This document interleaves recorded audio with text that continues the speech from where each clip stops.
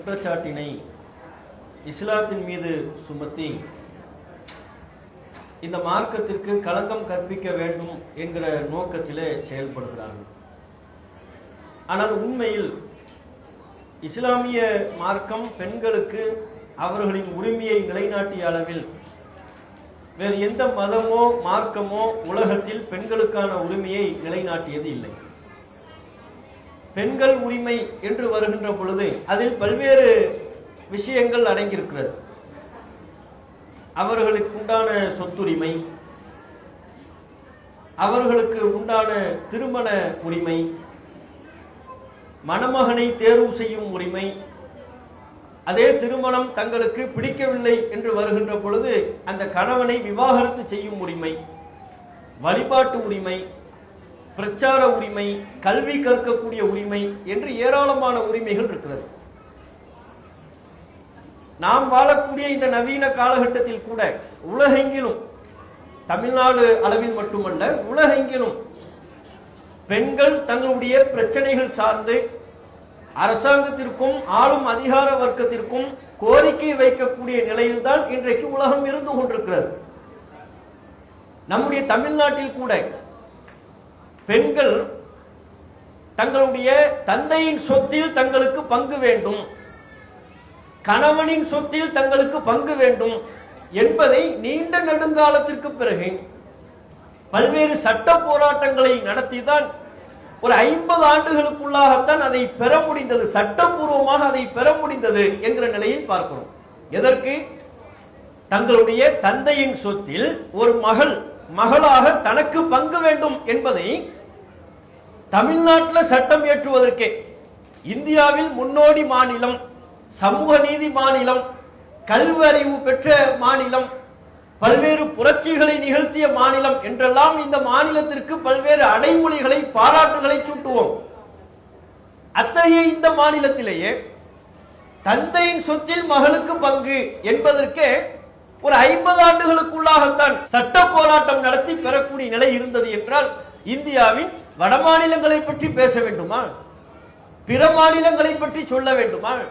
சொத்துரிமை அல்லாத ஏனைய விவகாரங்களை பற்றி சொல்ல வேண்டுமா?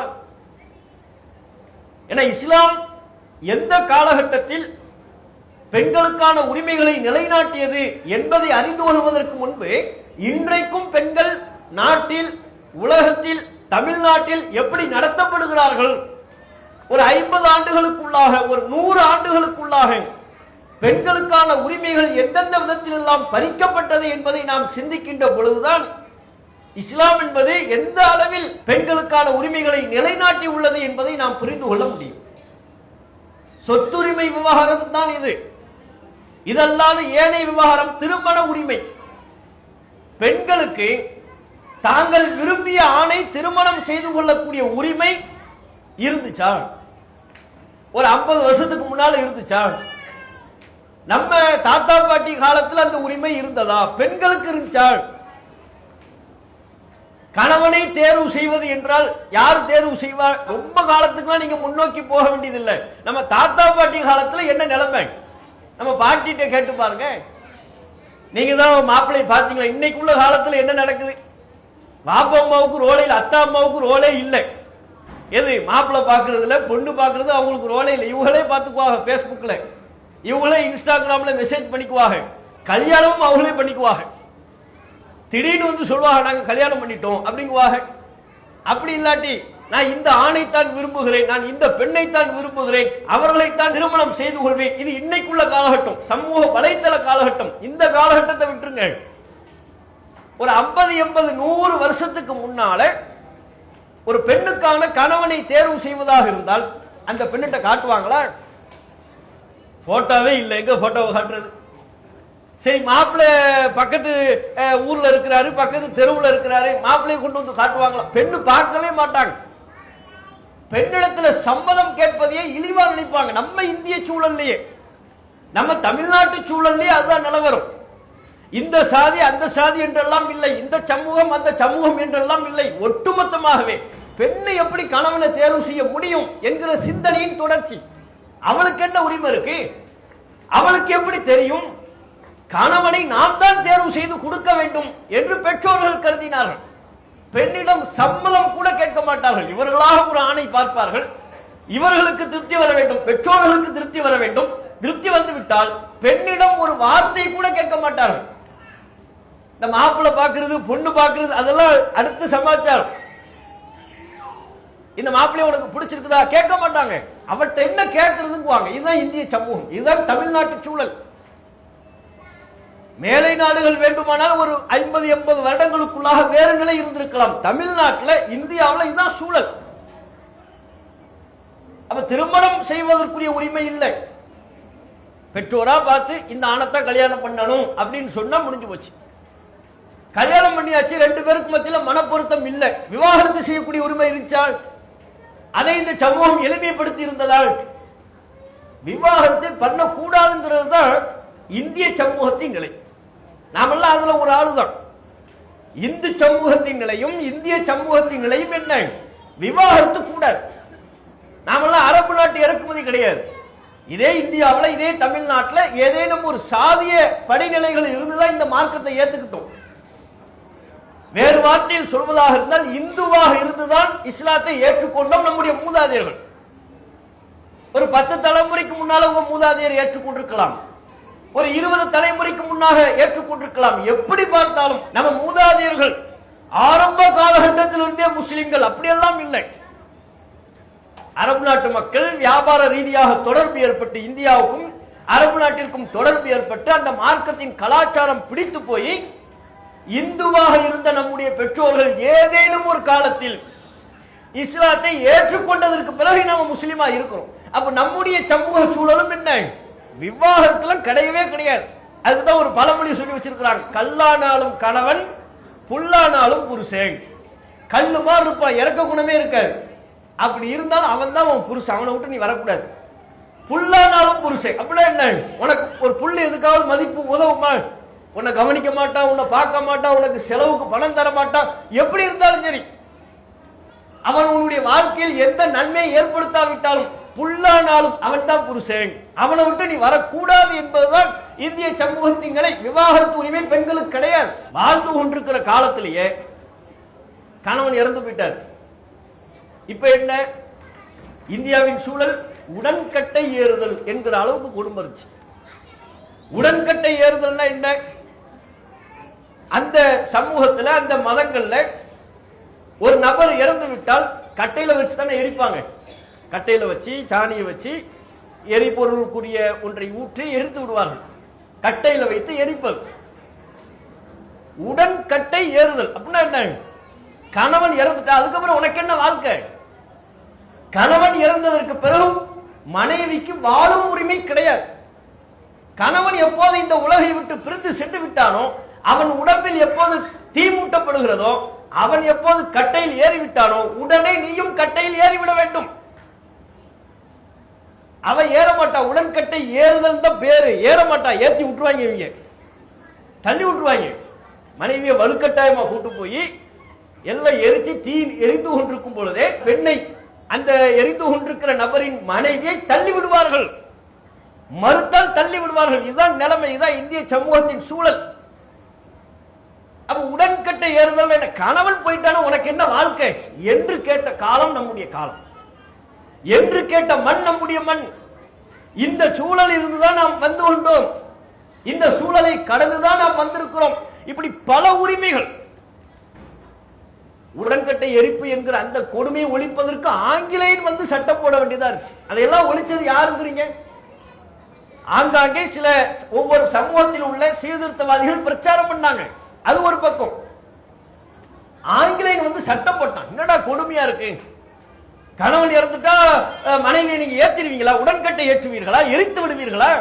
இது உடன்கட்டை ஏத்துறது இல்லை, இது கொலை. அவன் தான் சொன்னா அதுக்கு. இதுக்கு பேர் உடன்கட்டை ஏறுதல் இல்லை, இதற்கு பெயர் கொலை. ஆகவே உடன்கட்டை ஏறுதல் இதை நாங்க தடுக்கிறோம், சட்டப்பூர்வமா தடுக்கிறோம். இது யாரும் பண்ணக்கூடாது. அவன் கொலை பண்ணான், அவனே பெரிய கொலகாரன், அவனுக்கே அது உறுத்துது. அந்த கொலகாரனுக்கு உறுத்தது இது பெரிய கொலையா இருக்கு, இதெல்லாம் செய்யக்கூடாதுன்னு சட்டம் போட்டு தடுத்தான். அப்ப பாருங்க, நம்ம நாட்டில் ஒரு பெண் உயிர் வாழ்வதற்கு சட்டம் போட வேண்டிய தேவை இருந்தது, சீர்திருத்த பிரச்சாரங்கள் செய்ய வேண்டிய தேவை இருந்தது. ஆடை உடுத்துற உரிமை இருந்துச்சா? ஆடை உடுத்துற உரிமை அதுவே இந்தியாவில் இல்லை. பிற நாடுகள்லையாவது அது டாபிக் இல்லை, அது பிரச்சனை இல்லை, மத்த பிரச்சனைகள் இருந்தது.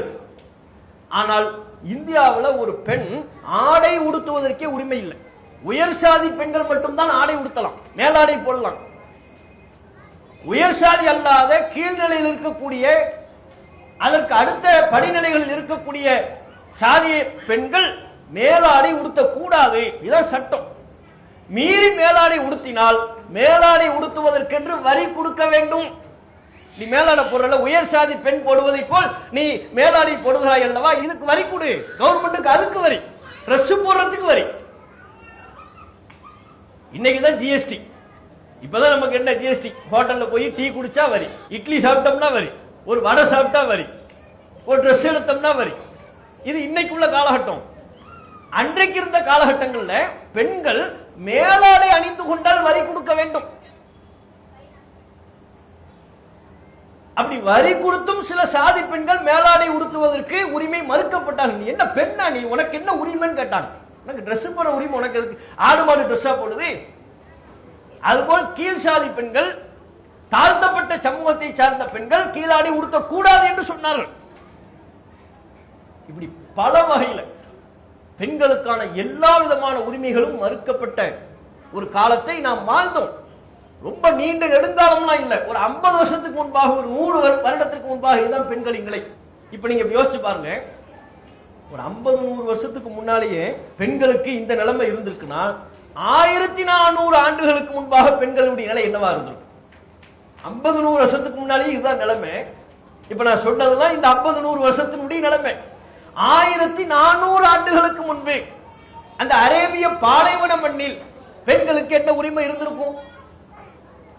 பெண்களை ஒரு உயிராகவே மதிக்கவில்லை. இப்ப நாம சொன்ன இந்த நிலைமைகளை எல்லாம் விட படுமோசமான நிலை அரபு பாலைவன மண்ணில் இருந்தது. முதல்ல பெண்கள் என்றாலே இழிவா பார்ப்பாங்க. அரபு நாட்டில் உள்ள கலாச்சாரம் என்ன? பெண்ணுனா இழிவு அவனுக்கு. அந்த இழிவான செய்தி அவர்களுக்கு சொல்லப்படும் போது அதை தாங்கிக் கொள்ள முடியாமல் பலர் 100% விழுக்காடு பெண் குழந்தை பிறந்ததும் உயிரோடு புதைத்து கொன்று விடுவார்கள். ஏன்? அது இழிவு. பெண் குழந்தைன்னா இழிவு. யோசிச்சு பாருங்க, எப்படிப்பட்ட சமூகமாக நபிகள் நாயகம் ஸல்லல்லாஹு அலைஹி வஸல்லம் அவர்கள் இறை தூதராக அல்லாஹ்வால் தேர்வு செய்யப்பட்டு மக்கள் மத்தியில் பிரச்சாரம் செய்கிற நிலை வரும் வரையிலும் இதுதான் அங்கே சாதாரணம். அல்லாஹ் திருக்குர்ஆனில் சொன்னான், வைதா புஷ்ஷிர அஹதுஹும் பில் உன்ஸா வல்ல வஜ்ஹுஹு முஸ்வத்த வஹுவ கதீம். அவனுக்கு ஒரு பெண் குழந்தை பற்றிய செய்தி சொல்லப்பட்டால் அவனுடைய முகம் கருத்து விடுகிறது. பிரசவத்தில் துடிக்கிறான் மனைவி. வந்து சொல்றாங்க, குழந்தை பிறந்துருச்சான்னு கேட்கிறான். குழந்தை பிறந்துருச்சு. என்ன குழந்தை? சந்தோஷமா கேட்கிறான். என்ன குழந்தை? பெண் குழந்தை. பெண் குழந்தைன்னு சொன்ன உடனே முகம் இருளாகி விடுகிறது. வல்ல வஜ்ஹுஹு முஸ்வத்தன் வஹுவ கதீம். பல்ல கடிக்கிறான். பெண் குழந்தைன்னு சொன்ன உடனே பல்ல கடிக்கிறான். யத்தவாரா மினல் கௌம். சமூகத்திடம் இருந்து தன்னை தனிமைப்படுத்திக் கொள்கிறான். யாரும் என்ன பாத்திரக்கூடாது. ஏன்? பெண் குழந்தை பிறந்துருச்சு. பெண் குழந்தை பிறந்த இழிவு, என்னை யாரும் பார்த்து விடக்கூடாது, நான் விரைவாக போய் மறைந்து கொள்ள வேண்டும். யத்தவாரா மினல் கௌம். தன் சமூகத்திடம் இருந்து தன்னை மறைத்துக் கொண்டான். மா புஷ்ஷிர பிஹி. அவனுக்கு சொல்லப்பட்ட அந்த செய்தியினால் அயும்சிகுஹு அலா ஹூனின் அம் யதுசுஹு ஃபித் துராப். என்ன செய்வது? தடுமாறினாலும் இழிவோடு இந்த பெண் குழந்தையை வைத்து வாழ்வதா? இழிவோடு, கண்ணியத்தோடு அல்ல, இழிவோடு இந்த பெண் குழந்தையை வைத்து வாழ்வதா? அம் யதுசுஹு ஃபித் துராப். அல்லது மண்ணில் புதைத்து விடுவதா? இந்த ரெண்டு தான் சாய்ஸ். ஒண்ணே அவன் நம்ம பிள்ளையா வளர்ந்தா நமக்கு இழிவு தான், காலத்துக்கு இழிவு, இது அவங்களுடைய மனோநிலை. அல்லது உயிரோடு புதைத்து விடுவது. என்ன செய்ய அப்படின்னு யோசிப்பான். அதுல 90 விழுக்காடு மக்கள் உயிரோடு புதைத்து கொண்டு விடுவார்கள். அதனால்தான் திருக்குர்ஆன் சொன்னது, வைதல் மௌஊதத்து சுஇலத். ஒவ்வொரு புதைக்கப்பட்ட பெண் குழந்தையும் எழுப்பப்படுவாள், கேள்வி கேட்கப்படுவாள். பி ஐயி தம்பின் குத்திலத். என்ன பாவத்திற்காக இவள் கொல்லப்பட்டாள் சொல்லுங்க அப்படின்னு கேட்பான் அல்லாஹ். மறுமை நாள்ல எந்தெந்த பெண் குழந்தை எல்லாம் உயிரோடு புதைக்கப்பட்டதோ அந்த குழந்தைகளை எழுப்பி அல்லாஹ் கேட்பானாம், இந்த பெண் குழந்தை என்ன பாவம் செய்தது, எதற்காக உயிரோடு நீங்கள் கொன்றீர்கள்? விடமாட்டேங்குவான் அல்லாஹ். இது அரபு தேசத்துல. நம்ம நாட்டிலையும் சமீப காலம் தௌஹீது பிரச்சாரம் வருவதற்கு முன்பு வரையிலையும் பெண் குழந்தை பிறந்தா அவனுக்கு சோகமான செய்தி.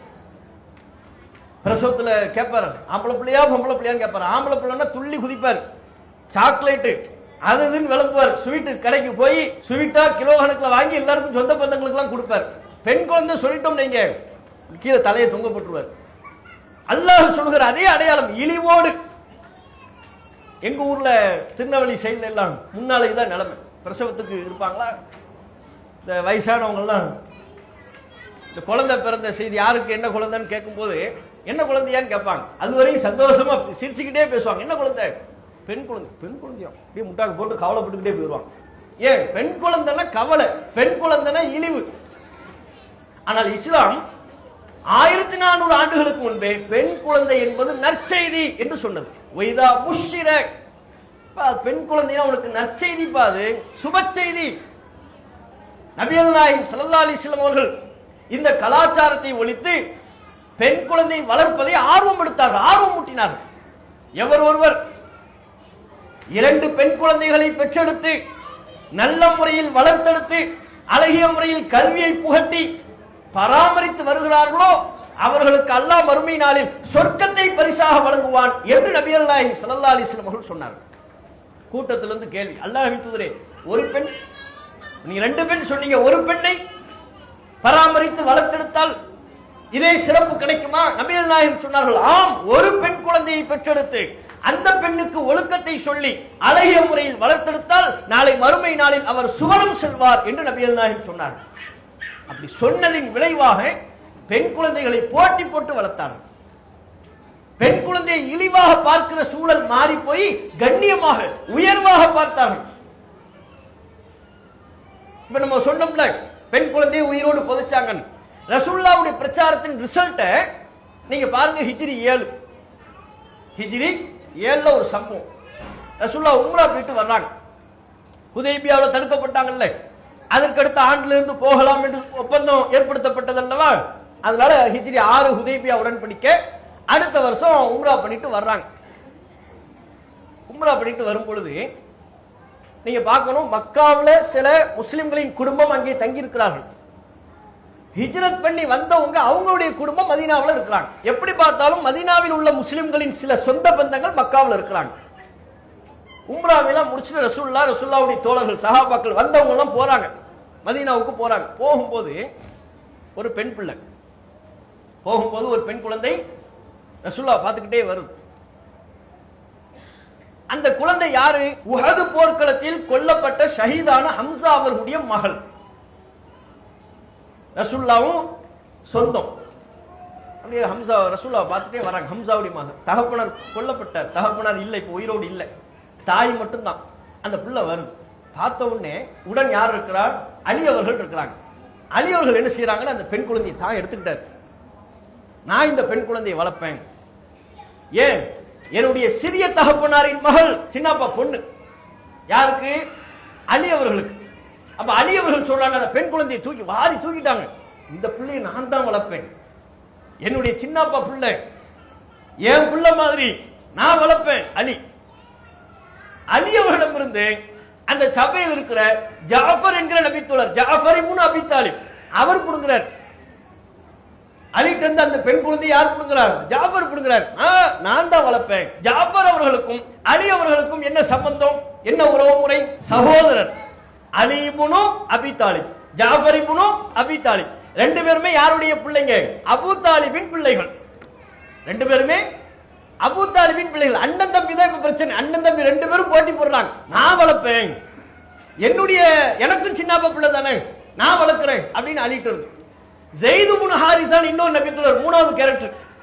இப்ப 3வது ஆள் அவர் என்ன செய்யறாரு? அந்த 2 பேர்ட்ட இருந்து இல்ல ஏட்ட தாங்க அப்படின்னு அவர் கேட்கிறார். நான் தான் வளர்ப்பேன், நான் தான் வளர்ப்பேன். 3 பேருக்கும் போட்டி.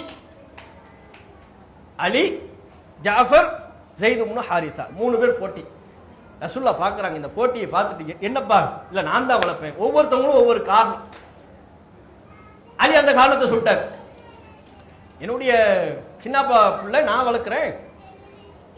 அவர் ஜாஃபர், எனக்கும் சின்னப்பா பிள்ளை தானே. அதோட இன்னொரு பாயிண்ட சொல்றாரு அல்லாஹ்வின் தூதரே, இந்த பெண்ணுடைய தாயாரின் சகோதரி, அதாவது இந்த சின்ன பிள்ளையினுடைய சின்னம்மா, அந்த சின்னம்மாவை நான் தானே கல்யாணம் பண்ணியிருக்கிறேன் அப்படிங்கிறார். அந்த குழந்தையினுடைய சின்னம்மாவை நான் கல்யாணம் பண்ணியிருக்கிறேன். அப்போ அந்த குழந்தை ஏன்டத்தானே வரணும். அவங்க சின்னம்மா ஏன்டத்தானே இருக்கிறாங்க, என்னிடத்துல மனைவியா இருக்கிறாங்க. அவங்களுடைய சின்னம்மாவை, தாயின் சகோதரியை நான் கல்யாணம் பண்ணியிருக்கிறேன், ஏன்ட கொடுங்க அப்படிங்கிறார். ஜெயிது கேட்கிறாரு, கூட பிறந்தாத்தா சகோதரர்களா யாரு? இது ஜெயிது. அலியும் ஜாஃபர் அவர்களும் கூட பிறந்தவங்க, அதை வச்சுதானே பேசிட்டு இருந்தாங்க. ஜெயிது சொல்றாரு, கூட பிறந்தாத்தா சகோதரர்களா? கொள்கையின் அடிப்படையில், இஸ்லாத்தின் அடிப்படையில் ஹம்சா என்னுடைய தோழர் அல்லவா? இஸ்லாமிய கொள்கையின் அடிப்படையில் ஹம்சா எனக்கு யாரு? என் சகோதரர். கொள்கை அடிப்படையிலான என் சகோதரரின் மகள். ஆகவே இந்த பெண்ணை நீங்கள் என்னிடம் தான் தர வேண்டும். 3 பேர் ரசூல்லாட்ட வழக்கு. ரசூல்லா நபியல் நாயகம் ஸல்லல்லாஹு அலைஹி வஸல்லம் அவங்க பாயிண்ட தான் பார்ப்பாங்க. அலி ரசூல்லாவுக்கு ரொம்ப நெருக்கம், தனக்கு யார் நெருக்கம்னு பார்க்கல, பாயிண்ட பார்த்தாங்க. சொல்லப்பட்ட வாதங்களின் அடிப்படையில், சூழ்நிலைகளின் அடிப்படையில் அவங்க சின்னம்மா ஜாஃபர் தானே கல்யாணம் பண்ணியிருக்கிறாங்க. அதனால ரசூல் ஸல்லல்லாஹு அலைஹி வஸல்லம் அவங்க சொல்லிட்டாங்க, ஜாஃபர் நீங்க எடுத்துக்கங்கன்ட்டாங்க. அந்த பிள்ளையை நீங்களே வளர்த்துக்குங்க. ஏன் அவங்க சின்னம்மா உங்க கிட்ட இருக்கிறதா சொல்றீங்க? சின்னம்மாங்கிற ஒரு தாய் மாதிரி அப்படின்னு நாங்க சொல்லலாம். சின்னம்மா என்பவங்க தாய் மாதிரி, அல் ஹாலத்து பி மன்சிலத்தில் உம்மு. அதனால சின்னம்மாட்ட இருந்து அவங்க தாயிட்ட இருந்த மாதிரி நீங்க வச்சுக்கங்கன்ட்டாங்க. அலிட்ட சொன்னாங்க, அலி நீங்க நம்ம கிட்ட ரொம்ப நெருக்கமான ஆளு, நீங்க ஒன்னும் தப்பா நினைச்சுக்காதீங்க. அலிட்ட ஜெயிதுட்ட, ஜெயித் பல நேரத்தில் என்ன மாதிரியே நீங்க இருக்கிறீங்களே அப்படிங்கிறாங்க. ஜெயித் 2 பேரையும் கொஞ்சம் ஆறுதல் படுத்துறாங்க. என்னுடைய குணமும் என்னுடைய தோற்றமும் செய்தவர்களே உங்களிடத்தில் இருக்கிறது அப்படின்னா என்ன, நீங்களும் வருத்தப்படாதீங்க அப்படின்னு. அப்ப அலி அவர்களையும் ஆறுதல் படுத்தி விட்டு, ஜெயித் அவர்களையும் ஆறுதல் படுத்தி விட்டு யார்கிட்ட கொடுத்தாங்க? ஜாஃபர் அவர்களிடத்துல அந்த ஹம்சா அவருடைய மகளை நபியல் நாயகம் ஸல்லல்லாஹு அலைஹி வஸல்லம் அவர்கள் ஒப்படைத்தார்கள். இது புகார்ல பதிவு செய்யப்பட்ட ஹதீஸ். இங்க நம்ம பார்க்க வேண்டியது, ரசூலுல்லாஹ் பிரச்சாரம் செய்வதற்கு முன்பு உள்ள சூழல் என்ன? பெண் குழந்தை பிறந்தால் இழிவு, பெண் குழந்தையை உயிரோடு புதைப்பது. அல்லாஹ்வின் தூதர் பிரச்சாரம் செய்த சிறிது காலகட்டத்திலேயே பெண் குழந்தையை வளர்ப்பதற்கு போட்டி போட்டுக் கொண்டு வளர்த்தார். நீ நான் என்று போட்டி போட்டுக்கொண்டு வளர்த்தெடுக்கக்கூடிய ஒரு சமூகம் அங்கே உருவானது. இதான் பெண் உரிமையை நபியல் நாயகம் ஸல்லல்லாஹு அலைஹி வஸல்லம் அவங்க நிலைநாட்டாங்க. சொத்துரிமையை கொடுத்தாங்க. இன்னைக்கு சட்டத்தில் தானங்க வருது. சட்டத்தில் உள்ளது கூட இன்னைக்கு நடைமுறையில் இல்லையே. சட்டத்தில் இருக்கு, நடைமுறையில் இருக்கா? பெண்களுக்கு சொத்து வருதா? தந்தையின் சொத்திலிருந்து பங்கு வருதா? இங்க இருக்கக்கூடிய எத்தனை பேர் தந்தையின் சொத்திலிருந்து பங்கு வாங்கணும்? ரொம்ப சொற்பமானவர்கள், எண்ணி விரல் விட்டு எண்ணி சொல்லிடலாம். அதிகமா நிலவரம் என்ன? பெண்களுக்கு சொத்து, அவளுக்கு எதுக்கு சொத்து? அதான் கல்யாணம் பண்ணி கொடுக்குறோம்ல அப்படிங்கிறாங்க. ஏன் கல்யாணம் பண்ணி கொடுத்தா முடிஞ்சு போச்சா? அது அவங்களுடைய கடமை. ஆம்பளை படிக்க வைக்க தானே செய்யறாங்க. பொம்பளைய கல்யாணம் பண்ணி கொடுத்தோம்னு ஒரு காரணம் சொல்றாங்க, ஆம்பளைய படிக்க வைக்கிறது இல்லையா? அப்ப ஆம்பளைக்கு ஒரு விதமான செலவு இருக்கு. ஆண் பிள்ளை பிறந்தால் அவளுக்கு ஒரு விதமான செலவு இருக்கு, பெண் பிள்ளை பிறந்தால் பெண்களுக்கு ஒரு விதமான செலவு. அது இரண்டுமே தந்தையின் கடமை. கடமையை சொல்லி அவளுக்கான உரிமையை மறுத்து விடக்கூடாது. நான் எவ்வளவு கஷ்டப்பட்டு கல்யாணம் பண்ண தெரியுமா, நீ போய் சொத்துல பங்கு கேட்கலாமா சொல்லக்கூடாது. சொத்து பங்கு என்பது அவளுக்கான உரிமை. அவளுக்கு ஏனைய நேரங்களில் செலவு செய்ததெல்லாம் தந்தையினுடைய கடமை. அதனால சொத்துல பங்குங்கிறது தனி உரிமை. அது நபியல் நாயகம் ஸல்லல்லாஹு அலைஹி வஸல்லம் அவர்கள் 1400 ஆண்டுகளுக்கு முன்பே யார் யாருக்கு எவ்வளவு பங்கு தெளிவா சொல்லிட்டாங்க. தந்தையின் சொத்துல மகளுக்கு எவ்வளவு பங்கு, பிள்ளையின் சொத்துல தாயா இருக்கும் போது அப்பா அவளுக்கு எவ்வளவு பங்கு, ஒரு கணவனுக்கு மனைவியாக இருக்கின்ற பொழுது மனைவிக்கு எவ்வளவு பங்கு.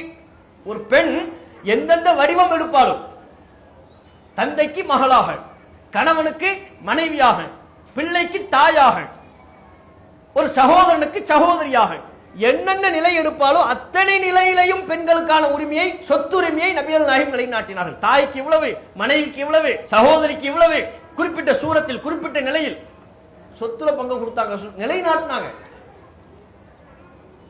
இன்னைக்கு அதுவே பெரிய கேள்விக்குறியா இருக்கு. சொத்துல பங்கு கொடுக்கிறதே பெரிய கேள்விக்குறியா இருக்கு. திருமண உரிமை, கணவனை தேர்வு செய்யக்கூடிய உரிமை பெண்ணுக்கு உண்டு. அதை தாண்டி கல்யாணம் பண்ணிட்டாங்களா, விவாகரத்து செய்யக்கூடிய உரிமையும் பெண்ணுக்கு உண்டு என்கிற அனைத்து உரிமையும் நபிகள் நாயகம் ஸல்லல்லாஹு அலைஹி வஸல்லம் அவர்கள் நிலைநாட்டினார். ரசூலுல்லாஹ்ட்ட ஒரு பெண் வழக்க கொண்டு வர்றாங்க. என்ன வழக்கு? என் தந்தை எனக்கு திருமணம் பண்ணி வச்சுட்டாரு, ஆனா இந்த திருமணத்தில் எனக்கு உடன்பாடு இல்லை, எனக்கு விருப்பம் இல்லை, எனக்கு இந்த கணவரை பிடிக்கல அப்படின்ட்டாங்க. அப்படியா, உங்களோட சம்மதம் கேட்கலையா? இல்ல என்கிட்ட கேட்கலையா, விருப்பத்தை மீறி கல்யாணம் பண்ணிட்டாங்க. இந்த திருமணத்தை நான் ரத்து செய்கிறேன் என்று நபிகள் நாயகம் ஸல்லல்லாஹு அலைஹி வஸல்லம் சொன்னாங்க. ஒரு ஜமாத்தின் தலைவரா, ஒரு சமூகத்தின் தலைவராக, இறை தூதராக நபிகள் நாயகம் ஸல்லல்லாஹு அலைஹி வஸல்லம் அவர்கள் எடுத்த முடிவு என்ன? இந்த திருமணத்தை நான் ரத்து செய்கிறேன். ஏன்? அவ சம்மதம் இல்லாம நீங்க எப்படி கல்யாணம் பண்ணி வைப்பீங்க? அவ சம்மதம் வேணும். நீங்கள் பொறுப்பாளர், அவ்வளவுதான். ஒரு மகளுக்கு தந்தை பொறுப்பாளர், ஒரு சகோதரிக்கு ஒரு அண்ணன் பொறுப்பாளர். அதை தாண்டி அவளுக்கு திருமணம் செய்து வைப்பதாக இருந்தால் அவளின் சம்மதம் தான் ஃபர்ஸ்ட், அடிப்படை. இங்க எல்லாரும் என்ன, எங்களுக்கு மாப்பிள்ளைய ரொம்ப பிடிச்சிருக்கு, உனக்கு பிடிச்ச என்ன ஆக போகுது? நீ கூட இருந்து குடும்பம் நடத்த போறியா, வாழ போறியா? வாழ போறது அவளுக்கு பிடிக்கணும், அவளுடைய சம்மதம் முக்கியம். நபிகள் நாயகம் ஸல்லல்லாஹு அலைஹி வஸல்லம் அவர்கள் திருமணத்துக்கு பெண்ணின் சம்மதம் முக்கியம் என்று சொன்னார்களா, அதே போல் விவாகரத்து உரிமையையும் நபிகள் நாயகம் ஸல்லல்லாஹு அலைஹி வஸல்லம் அவங்க பெண்களுக்கு கொடுத்திருக்காங்க. இஸ்லாத்துல விவாகரத்து உரிமை பெண்ணுக்கு வழங்கப்பட்டிருப்பதை போல உலகத்துல எங்கேயுமே கிடையாது. நீங்க மேலை நாடுகள்ல கூட இப்படி பார்க்க இயலாது. அவ்வளவு உரிமை பெண்களுக்கு இந்த திருமணம் மேட்டர்ல, விவாகரத்து உரிமையில. ஒரு பெண் ரசூலுல்லாஹ்ட்ட வர்றாங்க, அல்லாஹ்வின் தூதரே, என் கணவரை குண ரீதியாக நான் குறை சொல்வதற்கு தயாரில்லை. தங்கமான ஆளு. எப்படி பேச்ச ஆரம்பிக்கிறாங்க? என் கணவரை குண ரீதியாக குறை சொல்வதற்கு நான் ஆள் இல்லை. ஏன்? தங்கமான ஆள். ஆனால் அவரோடு சேர்ந்து வாழ்வதை நான் வெறுக்கிறேன். அப்படின்னா என்ன அர்த்தம்? காரணம் சொல்ல முடியாதுன்னு அர்த்தம். ஆள்லாம் நல்ல ஆளுதான், அவரோடு சேர்ந்து நான் வாழ நான் விரும்பல, வேற எதுவும் பெருசா என்கிட்ட கேட்காதீங்கன்னு அர்த்தம். ரசூலுல்லாஹ்ட்ட வந்து சொல்றாங்க, அவரோடு நான் சேர்ந்து வாழ்வதை வெறுக்கிறேன், எனக்கு விவாகரத்து தாங்கன்னு கேட்கிறாங்க. இப்ப நம்ம வாழக்கூடிய இந்த சூழல்ல இப்படி ஒரு பெண்ணு வந்தா என்ன, யாரா இருந்தாலும் சரி உட்கார்ந்து மணிக்கணக்காக பேச வேண்டியதா இருக்கு. ஏன் அப்படி சொல்றீங்க, என்ன காரணம்னு சொல்லுங்க. ஏன் இன்னைக்குள்ள காலகட்டத்தில் பொருந்தா காரணங்கள் சூறி, பொருந்தாத காரணங்களை எல்லாம் வைத்துக்கொண்டு, காரணமே இல்லை அவற்றையெல்லாம் ஒரு காரணமாக உருவாக்கி கொண்டு விவாகரத்து கோரக்கூடிய நிலைமை அதிகரித்து விட்டது. அன்னைக்கு காரணம் இருந்துச்சு, அவங்களுக்கு சொல்ல முடியல, அதான் காரணம். காரணம் இல்லாம இல்ல, காரணம் இருந்துச்சு, சொல்ல முடியல. ஆனா இன்னைக்கு காரணமே இல்லை. திருமணமாகி 2 மாசத்துல ஜமாத்துல வழக்கு. எவ்வளவு விவாகரத்து வழக்கு வருதுங்கிறீங்க? எவ்வளவு விவாகரத்து வழக்கு. திருமணமாகி 2 மாசத்துல அவர் கேரக்டர் எனக்கு பிடிக்கல, 2 மாசத்துல என்ன கேரக்டர் பிடிக்கல, அது எப்படி தெரியும்? அவர் வர்றார் 2 மாசம், அந்த பொண்ணு நடத்த சரியில்லை பாய், என்னங்க நடந்துச்சு சொல்லுங்களேங்க. இல்ல பாய் அது சரிப்பட்டு வராது பாய், இங்க பிரிச்சு விட்டுருங்க. ஒரு பெண்ணு வர்றாங்க, ஜமாத்துல ஏதோ கொடுப்பீங்களாமா, எனக்கு சீக்கிரம் தாங்கன்னு கேட்கறாங்க. ஜமாத்துல கொடுப்போமா, என்ன கொடுப்போம்? அதான் குழாய் கொடுப்பீங்களாமா, குழாய் இல்லமா அது குழா, அதைத்தான் சீக்கிரம் தாங்க எங்களுக்கு. இது என்னமோ அடுப்புல இருக்கிற மாதிரியும், அடுப்புல சட்டியில ஊத்துன தோசை மாவு மாதிரி என்ன கேட்கறாங்க, ஜமாத்துல ஏதோ கொடுப்பீங்களாமே, அந்த குழாயை தாங்க சீக்கிரம். எப்படி இப்படிங்கிறதுக்குள்ள குழா கொடுக்கணும், இப்படிங்கிறதுக்குள்ள தலா கொடுக்கணும், இப்ப உள்ள காலம். அப்ப காரணமே இல்லை. ஆனா அன்னைக்கு அவர்களுக்கு காரணம் இருந்தது, அதை சொல்லக்கூடிய நிலையில இல்லை. ரசூலுல்லாஹ் பார்த்தாங்க, நீ ரொம்ப மணிக்கணக்கா தம் கட்டி பேசணுங்கிற அவசியம் இல்லை, புரிஞ்சுக்கிட்டேன். அவரோட சேர்ந்து வாழ முடியாது. கணவர் கூப்பிட்டாங்க, இந்த பெண்ணை நீ விட்டுட்டாங்க, விவாகரத்து பண்ணு. ஏன்? உன்னோட சேர்ந்து வாழ பிடிக்கலட்ட, அதுக்கப்புறம் நீ எப்படி அவளை கட்டாயப்படுத்தி வைக்கலாம்? அந்த உரிமை உனக்கு இல்லை. பெண் என்பதால், அவள் பேச மறுப்பதால், அவள் விருப்பத்தை மீறி அவளை நீ தக்க வைத்துக் கொள்வாயா? உன்னோடு இருக்க வேண்டும் என்று நிர்பந்திப்பாயா? அப்படி நிர்பந்திக்கிற உரிமை நமக்கு இல்லை. அவளுக்கு நம்மை விட்டு பிரிந்து செல்லக்கூடிய உரிமை உண்டு, அவளை நீ விவாகரத்து செய் என்று நபிகள் நாயகம் ஸல்லல்லாஹு அலைஹி வஸல்லம் சொன்னாங்க. எப்படிப்பட்ட உரிமைகள் நிலைநாட்டப்படுது? கோர்ட்டுக்கெல்லாம் போனோம்னா விவாகரத்து கிடைக்குமா? இஸ்லாத்துல இவ்வளவு உரிமை இலகுவாக்கப்பட்டிருக்கு, அதை மிஸ்யூஸ் பண்றோம் நிறைய பேர், ஆணும் சரி பெண்ணும் சரி. கோர்ட்ல அந்த உரிமையே கிடையாது. நிறைய சினிமா பிரபலியங்கள், அரசியல் பிரபலியங்கள்லாம் கோர்ட்டுக்கு விவாகரத்துக்கு போகாமலேயே இன்னொரு துணையை ஏற்படுத்திக் கொள்ளார்கள்லவா? என்ன காரணத்தினால? கோர்ட்டுக்கு விவாகரத்துனே போக மாட்டாங்க, அவங்களா இன்னும் 2வது, அடுத்து 3வது லிஸ்ட் போய்கிட்டே இருக்கும். எதனால? கோர்ட்டுக்கு போனா இப்ப ஆகிற காரியம் இல்லை, இப்போதைக்கு நடக்காது. 30 வயசுல விவாகரத்துன்னு கோர்ட்ல போட்டோம்னா விவாகரத்து கொடுப்பாங்க, ஒரு 80 வயசுல கொடுத்துருவாங்க. எத்தனை வயசுல? 80 வயசுல அவர் கம்ப ஊனிட்டு வருவார். எதுக்கு கோர்ட்டுக்கு வரிய? இந்த விவாகரத்து கொடுக்குறாங்க, இனிமே ஒரு விவாகரத்து கொடுத்தா என்ன, கொடுக்காட்டி என்ன? இதுக்கப்புறம் அவங்க கோர்ட் அவர் 2 பேரையும் பிரிச்சா என்ன, சேர்த்தா என்ன? சரி விவாகரத்து கொடுக்குறாங்கல்ல, அந்தப்பா இங்க விவாகரத்து கேட்டம்பாங்க. அவளை எப்போ சுடுகாட்டுல புதைச்சாச்சு. அவர் 25-28 வயசுல கேட்டிருப்பார். கொடுத்திருந்தா அவர் இன்னொரு வாழ்க்கையை தேடி இருப்பார். அவளை 70 வயசுல சுடுகாட்டுல புதைச்சிட்டு இவரை 80 வயசுல கிழவனை ஆக்கிட்டு அதுக்கப்புறம் கோர்ட்டு உங்கள் இருவரையும் நாங்கள் பிரித்து வைக்கிறோம். இதுக்கப்புறம் பிரிச்சா என்ன, சேர்த்தா என்ன? இதான் கோர்ட்டு நடைமுறை, இந்திய நடைமுறை. ரசூல்லா அங்க கிட்ட வந்து சொல்றாங்க, சொன்னதும் புரிஞ்சுக்கிட்டாங்க. ஓ ஏதோ ஒரு காரணம் இருக்கு, சபையில சொல்லத்துக்கு அந்த அம்மா தயங்குது, ஆனா காரணம் வேலிட் ரீசன் தான். கணவரை கூப்பிடுறாங்க, பிரிச்சிருங்கட்டாங்க, விவாகரத்து கொடுத்துருங்க. ஏமா நீ இதான் இருமா, அதுக்கப்புறம் வாழ்க்கையை நீ தேடிக்கமா. இஸ்லாத்துல எல்லாங்க திருமணம் செய்துவிட்டு கணவன் இறந்து விட்டாலோ அல்லது கணவன் விவாகரத்து செய்து விட்டாலோ மறுமணம் இருக்குல்ல, மறுமணம் அது இஸ்லாம் அளவிற்கு எளிமைப்படுத்தப்பட்ட மாதிரி வேறு எங்கேயுமே எளிமைப்படுத்தப்படலை. மறுமணம், கணவன் இறந்துட்டார் அல்லது கணவன் விவாகரத்து கொடுத்துட்டார், இப்ப அந்த பெண்ணுக்கு இன்னொரு வாழ்க்கை இருக்குல்ல. கணவன் விவாகரத்து பண்ணிட்டு அதோட அந்த பெண்ணின் வாழ்க்கை முடிஞ்சிருச்சா? திருமண வாழ்க்கை முடிஞ்சிருச்சா? கணவன் இறந்து போயிட்டு அதோட அந்த பெண்ணின் வாழ்க்கை முடிஞ்சிருச்சா? அதற்கு பிறகு அந்த பெண்ணுக்கு ஒரு வாழ்க்கை இருக்கு, ஒரு ஆணுக்கு வாழ்க்கை இருக்குல்ல. ஒரு ஆண் விவாகரத்து பண்ணிட்டா ஊர் உலகத்தில் எல்லாரும் 1 வருஷம் கூட ஆயிருக்காது. ஏன்? இந்த பக்கம் விவாகரத்து ப்ராசஸ் ஓடிக்கிட்டு இருக்கும் போது இந்த பக்கம் பொண்ணு பார்க்கிற ப்ராசஸ் ஸ்டார்ட் ஆயிடும். ஆணுக்கு நடக்குதா இல்லையா? இறந்துட்டாங்க, ஆணுக்கு சோகம் தான், இல்லாமலாம் இல்லை. 1 வருஷம், 1 வருஷத்துக்கு அப்புறம் அவங்க அப்பா, அவங்க அம்மா, அவங்க அண்ணா, அவங்க தம்பி, அவங்க நண்பர்கள் எல்லோரும் அந்த ஆணை அவனுக்கு விருப்பம் இல்லாவிட்டாலும் கூட நச்சரித்து இன்னொரு கல்யாணம் பண்ணுப்பா, என்னப்பா இப்படி இருக்கிற, கல்யாணம் பண்ணு, பொண்ணு பார்க்கணும் நாங்க என்று சொந்த பந்தங்கள், முற்றார் உறவினர்கள், நண்பர்கள் அனைவரும் வலியுறுத்தி அந்த ஆணை இன்னொரு திருமணம் செய்ய வைக்கிறார்கள். அவருக்கு விருப்பம் இல்லாவிட்டால் கூட ஒரு கட்டத்தில் சொந்த பந்தங்கள் கூறியதற்காகவும் பிள்ளைகளின் எதிர்காலத்திற்காகவும் தம்முடைய எதிர்காலத்தை கவனத்தில் கொண்டும் அந்த ஆண் இன்னொரு திருமணம் செய்து கொள்வதற்கு எளிதில் வந்து விடுகிறார். மார்க்கத்தில் தப்பில்லை, இதான் நல்லது, இதான் வரவேற்கத்தக்க நிலை. ஆனா இந்த நிலை பெண்களுக்கு இருக்கான்னு யோசிச்சு பாருங்க. இந்த நிலை பெண்களுக்கு இருக்கா? மறுமணம் இதே மாதிரி பெண்களுக்கு இலகுவா இருக்கா? ஆண் இறந்து போயிட்டாரு, ஆண் விவாகரத்து பண்ணிட்டானா அந்த பெண்ணின் மறுமணத்தை பற்றி பேசுவதற்கு குடும்பத்தில் ஆள் இருக்கா? அந்த பெண்ணின் மறுமணத்தை பற்றி பேசுவதற்கு குடும்பத்தில் ஆள் இருக்கா? தந்தை பேசுறாரா? பேச முடியுதா? சகோதரன் பேச முடியுதா? சொந்த பந்தங்கள் பேசுறாங்களா? இப்போ உள்ள காலத்திலே இப்படின்னா நீங்க 1400 வருஷத்துக்கு முன்னால யார் பேசியிருப்பான்னு நினைக்கிறீங்க? இஸ்லாம் பேசுச்சு, பெண்ணின் மறுமணத்தை பற்றி இஸ்லாம் பேசியது. அரபு மண்ணில் அந்த இயல்பான சூழல் இருந்தது. மறுமணம் அங்க ஒரு டாபிக்கே இல்லை, அது ஒரு பெரிய புரட்சி அங்க கிடையாது. மிக இலகுவாக மறுமணம் நடைபெறும். நீங்க பாருங்க, ஒரு பெண் டாக்டர் ஷாலினின்னு சொல்லி ஒரு டாக்டர் இருக்கிறாங்க தெரியுமா? சன் டிவில ஏனைய தொலைக்காட்சியில எல்லாம் தொடர்ச்சியா பேசுவாங்க. அவங்க கொஞ்சம் பெண்ணியல் ரீதியான கருத்துக்களை எல்லாம் சொல்லக்கூடியவங்க. இஸ்லாத்தின் எல்லா கருத்துலையும் அவர்கள் உடன்படக்கூடியவர்கள் அல்ல. ஆனா அவங்க சொல்றாங்க, அந்த ஷாலினி அவங்க சொல்றாங்க, இஸ்லாத்தில் எனக்கு ரொம்ப பிடித்தது பெண்ணின் மறுமணம், அது சார்ந்த டாபிக். ஏன்? எல்லா சமூகத்திலையும் எல்லா காலத்திலையும் பெண்களின் மறுமணம் என்பது அது பேச மாட்டாங்க, அது அமைதியா இருக்கிற இடம். அந்த பெண்ணாக கூட வாயை திறந்து எனக்கு இன்னொரு கல்யாணம் பண்ணி வைங்கன்னு சொல்ல மாட்டாங்க. அது அமைதியாகவே கடந்த அந்த பெண்ணின் ஆசைகள், அந்த பெண்ணின் உரிமைகள் மண்ணோடு மண்ணாக மக்கி போகக்கூடிய சூழலில் மறுமணத்தை பற்றி உறக்க பேசியது இஸ்லாம். ஆகையினால் இஸ்லாத்தின் கருத்துக்கள் எனக்கு பிடிக்கும் என்று அவர்கள் சொல்வதை பார்க்கணும். இஸ்லாத்துல மறுமணம் ரொம்ப ரொம்ப இயல்பான ஒன்று. ஆனா நம்ம சூழல்ல அப்படி பார்க்கிறோமா? இப்போது வேண்டுமானால் கொஞ்சம் காலம் மாறி வரலாம், சூழல் கொஞ்சம் மாறலாம், இப்போதும் அது சிரமம் தான். ஒரு 30 வருஷத்துக்கு முன்னால 40 வருஷத்துக்கு முன்னால உள்ள நிலையெல்லாம் நீங்க யோசிச்சு பாருங்க. இஸ்லாம் எந்த அளவுக்கு பெண்களுக்கான உரிமையை நிலைநாட்டுது.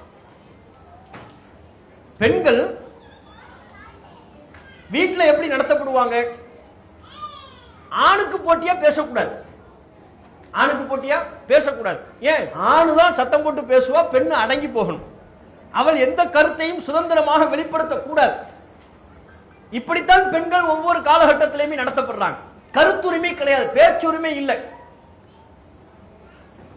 ஆனா இஸ்லாமிய மார்க்கம் பெண்கள் சரியான கருத்துக்களை அவர்கள் சொல்வதற்குண்டான முழு சுதந்திரத்தையும் உரிமையையும் இஸ்லாம் வழங்கும். கணவன் முன்னால் எப்ப பார்த்தாலும் பெட்டி பாம்பா அடங்கி இருக்கணும், பேசவே கூடாது, வாயவே திறக்க கூடாது அப்படிலாம் இல்லை. இஸ்லாத்துல அப்படி கிடையாது. தாராளமா பேசுற வேண்டிய இடத்துல நீ பேசு. நம்ம காலத்துல எல்லாம் பாருங்க, நம்ம முன்னோர்கள் காலத்துல எல்லாம் இப்ப அதுல எல்லாம் பேசுறதுக்குலாம் இப்ப சொல்ல வேண்டிய அவசியமே இல்லை. அல்லாஹ்வுடைய கிருபையில பரக்கத்தா பேசுவாங்கன்னு வைங்களேன். இப்ப பேசுறதுக்கு பெண்களுக்கு வீட்டுல வந்து பெட்டி பம்பா அடங்கி இருக்கிறாங்க, பேச உரிமை இல்லை அப்படிலாம் இல்லை, பேசதான் செய்யறாங்க. இஸ்லாம் அந்த உரிமையை கொடுக்கறதுங்க, அதுக்காண்டி நம்ம சொல்றோம். நம்ம ஒரு 50 வருஷத்துக்கு முன்னால வேணா நிலைமை வேறையா இருக்கலாம். 50 வருஷத்துக்கு முன்னால நம்ம அம்மாமார்கள் அல்லது நம்ம பாட்டிமார்கள்லாம் புருஷன் பேரையே வாயினால சொல்ல மாட்டாங்க. யார் அரசாங்க அதிகாரி வந்து கேட்டாலும் சரி, கவர்மெண்ட்ல இருந்து வந்திருப்பாங்க, நம்ம வீட்டுல யார் யாரெல்லாம் இருக்கீங்க சென்சஸ் எடுப்பாங்க, வீட்டுல அவர் இருக்கிறாரு, இவங்க இருக்கிறாங்க, இவங்க இருக்க எல்லா பேரும் சொல்லிடுவாங்க, அந்த அவருன்னு முடிச்சிருவாங்க. அவர் யாருமா அவரு, அது பேர் நான் சொல்ல மாட்டேன்ல, பேர் சொல்லாட்டி குடியுரிமையே பறிச்சாலும் சரி பேரை சொல்ல மாட்டேன்.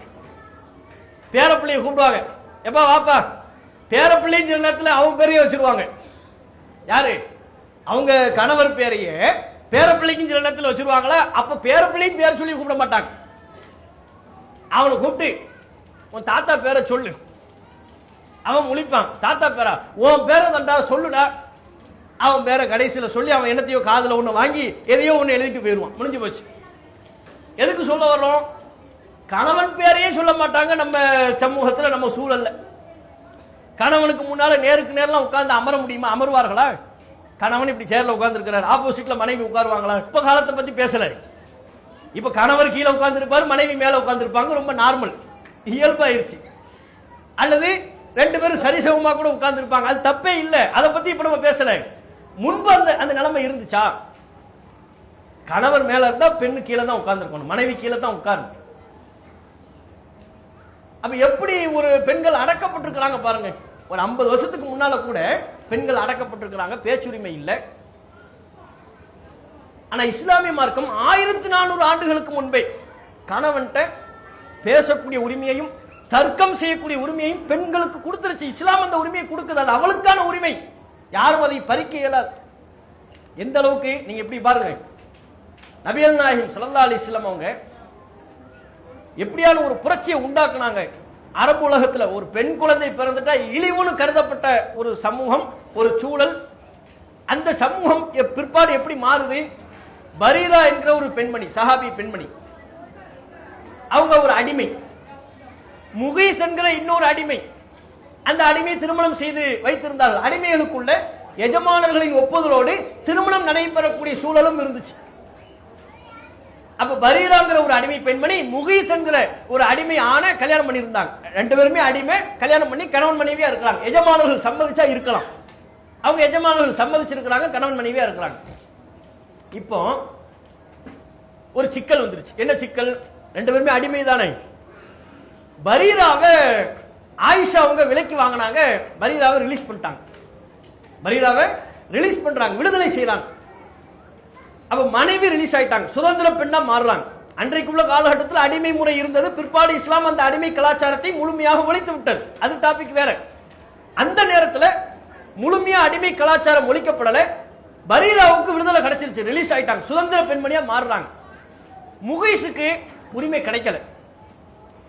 சுதந்திரம் ஆன உடனே பரீரா அவங்க நினைக்கிறாங்க, இனிமே இவர் கூட நம்ம ஏன் வாழணும், நமக்கு தான் ஒரு புது லைஃப் ஸ்டார்ட் ஆகுதுல்ல, அப்ப நான் என்னுடைய வாழ்க்கையை புதிய கோணத்துல நான் மறுபடியும் புதுசா நான் ஸ்டார்ட் பண்றேன், எனக்கு பிடித்த சுதந்திரமான ஒரு நபரை நான் தேர்வு செய்து நான் திருமணம் செய்து கொள்கிறேன் அப்படிங்கிற முடிவை பரீரா எடுக்கிறாங்க. பரீரா பிரியிற முடிவு எடுக்கிறாங்க. முகீஸுக்கு ரொம்ப வருத்தம், கணவனுக்கு ரொம்ப வருத்தம். ஏன்? அவர் இந்த பெண்மணியோட ரொம்ப அட்டாச் ஆயிட்டார். எப்ப பாரு பரீரா பரீரானே சொல்லிக்கிட்டு இருக்கிறார், ரொம்ப பிரியமா பேசிக்கிட்டு இருக்கிறார். ஒரு கட்டத்தில் ரசூல்லா பாக்குறாங்க, என்னடா 2 பேரும் பிரிய போறாங்க. இந்த நேரத்தில் இந்த சூழல்ல ரசூல்லா பாக்குறாங்க, முகீஸ் ரொம்ப கவலைப்படுறார், கணவர் வந்து ரொம்ப கவலைப்படுறார். அப்ப ரசூல்லா பரீராட்ட போய் பேசுறாங்க. யாருக்காக? முகீஸுக்காக வேண்டி பேசுறாங்க. பரீரா, முகீசு எப்ப பார்த்தாலும் பரீரா பரீரான்னு உங்க ஞாபகமா தானே இருக்கிறாரு, நீங்க சேர்ந்து வாழக்கூடாதா? நீங்க அவரையே தேர்வு செய்ய, கணவனா அவரையே தேர்வு பண்ண வேண்டியதானே, சேர்ந்து வாழுங்களேன், சேர்ந்து வாழக்கூடாதா அப்படின்னு கேட்டாங்க. முகீஸ் மீது உள்ள பிரியத்தினால. 2 பேருமே நல்ல ஆளுதான், ரெண்டு பேருமே நல்ல நபர்கள், சாலிகான நபர்கள். அப்ப பரீரா கேட்டாங்க ரசூலுல்லாஹ், தான் கவனிக்கணும் எப்படிப்பட்ட உரிமை நிலைநாட்டப்பட்டிருக்கு பாருங்க. பரீரா ரசூலுல்லாஹ் திருப்பி கேட்கிறாங்க, அல்லாஹ்வின் தூதரே, இது நீங்க இறைவனின் தூதர் என்கிற அடிப்படையில் எனக்கு உத்தரவிடுகிறீர்களா, உங்களது தனிப்பட்ட கருத்தா? உங்களது தனிப்பட்ட கருத்தா? நீங்க அல்லாஹ்வுடைய தூதர் அந்த கோணத்தில் எனக்கு உத்தரவிடுகிறீர்களா, அல்லது மனிதன் என்கிற முறையில் எனக்கு ஒரு பரிந்துரை நீங்கள் செய்கிறீர்களா? என்ன ரெண்டுல எது? என்ன ரசூலுல்லாஹ் ரெண்டு நிலையுமே இருக்குல்ல. ரசூலுல்லாஹ் அல்லாஹ்வுடைய தூதர், திடீர் மார்க்க உத்தரவுகளை பிறப்பிப்பார்கள். தனிப்பட்ட மனிதராக இருந்து கொண்டு சுயமான கருத்துக்களையும் சொல்வார்கள். இரண்டில் எது? ரசூலுல்லாஹ் பரீராட்ட சொன்னாங்க, இன்னமான அஷ்பஉ, இது மார்க்க சட்டம்லாம் இல்ல, நான் தூதரா பேசலாமா, இப்போ நான் ஒரு மனுஷனா தான் பேசுறேன். என்னுடைய தனிப்பட்ட கருத்து, தனிப்பட்ட பரிந்துரை தான் நான் சொல்கிறேன். உங்க பரிந்துரையா? லா ஹாஜத லீ ஃபீஹி, அப்படின்னா எனக்கு இது தேவையில்லை. நீங்க அல்லாஹ்வுடைய தூதராக ஒன்றை சொன்னால் அதை நான் பற்றி பிடிப்பேன். அதில் தான் என்னுடைய வாழ்வு இருக்கிறது, அதில் தான் என்னுடைய உயர்வு இருக்கிறது ஒவ்வொருவருக்கும். நீங்க அல்லாஹ்வுடைய தூதரா சொன்னா நான் கேட்பேன். உங்க தனிப்பட்ட கருத்து, உங்கள் சுய கருத்து, அதில் எனக்கு எந்த தேவையும் இல்லை. முகிசை விட்டு நான் பிரிவது தான் அப்படின்ட்டாங்க. முடிஞ்சு போச்சு. பாருங்க, பெண் குழந்தை பிறந்தா இழிவு, பெண் குழந்தை பிறந்தால் அவர்களுக்கு சோதனை, கவலை, பெண் குழந்தையை உயிரோடு புதைக்கிறது. அப்படிப்பட்ட ஒரு கலாச்சாரம் கொண்ட சமூகம் பிற்பாடு எப்படி மாறுது? அல்லாஹ்வின் தூதர்ட்டியே உரையாடுறாங்க, அல்லாஹ்வின் தூதர்ட்டியே வாக்குவாதம் பண்றாங்க. நீங்க தூதரா சொல்றீங்களா, தனிப்பட்ட நபரா சொல்றீங்களா, எந்த கோணத்தில் சொல்கிறீர்கள்? தனிப்பட்ட நபரா, இந்த கருத்து எனக்கு தேவையில்லைன்னா. இந்த அளவுக்கு இஸ்லாமிய மார்க்கத்தில் பெண்களுக்கான உரிமை நிலைநாட்டப்பட்டிருக்கு. இப்ப நாம என்ன பார்க்கணும்னா, இப்படி ஏராளமான உரிமைகள், வழிபாட்டு உரிமை, கல்வி கற்கிற உரிமை, பேசக்கூடிய உரிமை, இவ்வளவு உரிமைகளை வழங்கி இருக்கிற இந்த இஸ்லாமிய மார்க்கத்தின் பலன்களை நாம் அன்றாடம் அனுபவித்துக் கொண்டிருக்கிறோம். நமக்கு மற்றவங்க பட்ட கஷ்டத்தை நம்ம பார்த்தா தான் இஸ்லாம் நமக்கு எந்த ஒரு உயர்நிலையை தந்திருக்குது, இந்த இஸ்லாத்தினால் நான் எந்த அளவுக்கு பலன் அடைகிறேன் என்பதை புரிய முடியும். வரதட்சணையை ஒழிச்சதெல்லாம் இஸ்லாம் நமக்கு செஞ்ச ஒரு பெரும் பேர் அல்லவா? நம்ம காலத்துல கல்யாணம் பண்றதா இருந்தா வரதட்சணை எவ்வளவு அநியாய கொடுமையெல்லாம் இருந்துச்சு. ஒரு 30 வருஷத்துக்கு முன்னால கல்யாணம் பண்றது அவ்வளவு சாமானியமா? நம்ம அம்மாமார்கள், அவங்களுடைய அம்மா, நம்முடைய பாட்டிமார்கள் எல்லாருமே திருமணம் எப்படி வரதட்சணை கொடுத்து தான் கல்யாணம். மகருங்கிற ஒரு டாபிக்கே கிடையாது. மகர் கொடுப்பாங்க. எவ்வளவு? 101 ரூபா. 101 ரூபா மகர். 101 ரூபா மகர் கொடுக்கும் போது வரதட்சணை எவ்வளவு தெரியுமா? 50,000. 50,000 அங்கிருந்து வரதட்சணையை வாங்கிட்டு, அது பணமா மட்டும், அது போக நகை எல்லாம் வேற. மகர் எவ்வளவு? 101 ரூபா. 101 ரூபாயை வச்சுக்கிட்டு என்ன பண்றது? இன்னும் சில பேர் ரொம்ப பெருந்தன்மையா இருந்தாங்கன்னா 501 ரூபா போட முடியும். அங்கிருந்து வர்றது 50,000. அந்த 50,000 இவர் கொடுக்கிற மகரை 501. அந்த 1 ரூபா பிச்சை காசு எதுக்கு தெரியல, அதை வச்சு என்ன பண்றது தெரியல. ஒரு சடங்கு 101, 501, அதை தாண்டி மகர் கிடையாது. 501 தாண்டி மகர் கிடையாது. ஆனா வரதட்சணை 50,000 அப்பமே. இப்பமெல்லாம் நீங்க பிற சமூகத்தில் எப்படி கல்யாணம் நடக்குதுன்னு பாருங்க. பிற சமூகத்தில் கல்யாணம் வரதட்சணைன்னா எவ்வளவு தெரியுமா? கிலோ கணக்கில் நகை, லட்சக்கணக்கில் பணம், அது போக வீடு, மாப்பிள்ளைக்கு வீடு, மாப்பிள்ளைக்கு பைக்கு, வீட்டுக்கு தேவையான பொருள், கட்டிலு, ஃப்ரிட்ஜு, வாஷிங் மிஷின் எல்லாம் பேக்கப். மாப்பிள்ளையை காசு கொடுத்து வாங்குறது தான். கிட்டத்தட்ட அவன் அமேசான்ல வாங்கி விற்கிற மாதிரி தொகை கொடுத்து அவனை வாங்கியாச்சு, பர்ச்சேஸ் பண்ணியாச்சு. யாரு பர்ச்சேஸ் பண்றா? பொண்ணு வீட்டில் உள்ளவங்க பர்ச்சேஸ் பண்ணிட்டாங்க. அவனை வாங்குறதுக்கு பதிலாக இவ்வளவு கொடுக்குறாங்க, கொடுத்து வாங்குறாங்க. அவன் திருமணம்னா அவன் எவ்வளவு சிரமப்படுறான். சொத்தை விற்கிறாங்க. அவன் பிற சமூகத்தில் ஒரு பெண்ணுக்கு திருமணம் செய்வதற்கு சொத்தை விற்கிறார்கள். அந்த நிலைமை நம்ம சமூகத்தில் இருக்கா? நம்ம அப்படி கஷ்டப்படுறோமா? 30 வருஷத்துக்கு மேல கஷ்டப்பட்டோம். இஸ்லாத்தின் நமக்கு நிலைநாட்டப்பட்ட உரிமையை மக்கள் மத்தியில் சொல்லியதற்கு பிறகு, எடுத்து பிரச்சாரம் செய்ததற்கு பிறகு நம்ம கஷ்டமா? திருமணம் எவ்வளவு எளிமையா போயிடும். எந்த அளவுக்கு நிலைமை தலைகீழாக மாறுகிறது. ஒரு பெண்ணு ஆணிடத்துல கேட்கிறான், மகர் எவ்வளவு கொடுப்பீங்க? அவன் சொல்றான், ஒரு 2 லட்சம் ரூபாய் தர்றேன். 2 லட்சம் பத்தாது, 3 லட்சம் டிமாண்ட் பண்றான் பெண்ணு. 4 லட்சம். அவன் விழிப்பிதுங்கி நிக்கிறான். பாய், இதுக்கு எதிராக ஒரு பிரச்சாரம் பண்ணுங்க பாய். எது? மகர் ரொம்ப கூடுதலா கேட்கிறாங்க, நகையெல்லாம் கேட்கிறாங்க. பவுன் கணக்குல தங்கம் விற்கிற விலைக்கு ஒரு பவுன்லாம் நான் போட முடியுமா? அதுக்கு எதிராக பிரச்சாரம் பண்ணுங்க பாய்ன்னு சொல்லக்கூடிய நிலைமை மாறுது இல்ல.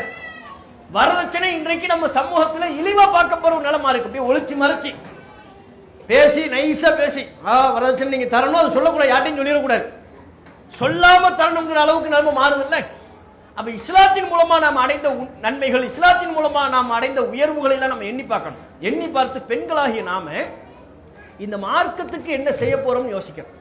இவ்வளவு உரிமை எனக்கு நிலைநாட்டிய இந்த மார்க்கத்துக்கு, என்னுடைய வாழ்வுரிமை, என்னுடைய சொத்துரிமை, என்னுடைய பிரச்சார உரிமை, எனக்கான எல்லாவித சுதந்திரத்தையும் நிலைநாட்டிய இந்த மார்க்கத்திற்கு நான் என்ன திருப்பி கொடுக்க போறேன்? அப்படி ஒவ்வொரு பெண்களும் யோசிக்கணும். இன்றைக்குள்ள காலகட்டத்தில் இஸ்லாமிய மார்க்கத்தை ரொம்ப இலகுவா விமர்சனம் பண்றாங்க. அப்படி விமர்சனம் செய்யக்கூடிய காலகட்டத்தில் அந்த விமர்சனத்தை மறுப்பு தெரிவிக்கிற வகையில் நம்ம பிரச்சாரம் பண்றோமா? சமூக வலைத்தளத்தில் இயங்கக்கூடியவர்கள் தேவையில்லாத பதிவுகளை எல்லாம் போடுறாங்க. ஒன்னும் தேவை இருக்காது, அதையெல்லாம் போட்டுக்கிட்டு இருக்கிறாங்க. இஸ்லாமிய கருத்துக்களை போட வேண்டியதுதானே? இஸ்லாம் நமக்கு வழங்கி இருக்கிற உரிமைகளை பற்றி நீங்கள் எடுத்து சொல்லலாம் அல்லவா? இவங்க எதையெல்லாம் பேஸ்புக்ல போடுவாரு, இன்ஸ்டாகிராம்ல போடுவாங்க, செல்ஃபி போட்டோவெல்லாம் எடுத்து போடுவார். ஆம்பளையும் சரி பெண்களும் சரி, இளம் வயது பெண்கள் கூட 4 பேர் சேர்ந்துக்கிட்டு ஒரு டீ கடைக்கு போறது, அங்க வாய் கோணிரும். 4 பேருக்கு வாய் கோணிச்சு, பக்கவாதம் வந்த மாதிரி கோணிச்சுனாலே விளங்கிடணும் இது செல்ஃபி எடுக்க போறாங்க, இந்த குரூப் செல்ஃபி குரூப். இப்படி போயிடும். இப்படி போய் இப்படி செல்ஃபி எடுத்துக்குவாங்க, எடுத்து பேஸ்புக்ல ஏற்றி விடுறது, இன்ஸ்டாகிராம்ல ஏத்துறது. எதுக்கு நம்ம போட்டோவை அப்படி ஏத்தணும்? அதுல என்ன யூஸ் இருக்கு? அதுக்கு பதிலா ஒரு நல்ல 4 கருத்துக்களை சொல்லலாம் அல்லவா? இஸ்லாத்திற்கு எதிராக பிரச்சாரம் செய்யப்படும் போது அந்த பொய் பிரச்சாரத்தை தகர்ப்பதற்கு நம்மால் என்ற பங்களிப்பை நாம் செய்யலாம் அல்லவா? இஸ்லாமிய மார்க்கம் நமக்கு வழங்கியிருக்கிற உரிமையை நம்ம நிலைநாட்டணும். இப்ப நம்ம சொன்ன இந்த விஷயம்லாம் முஸ்லிம்கள் நமக்கு நல்லாவே தெரியும்.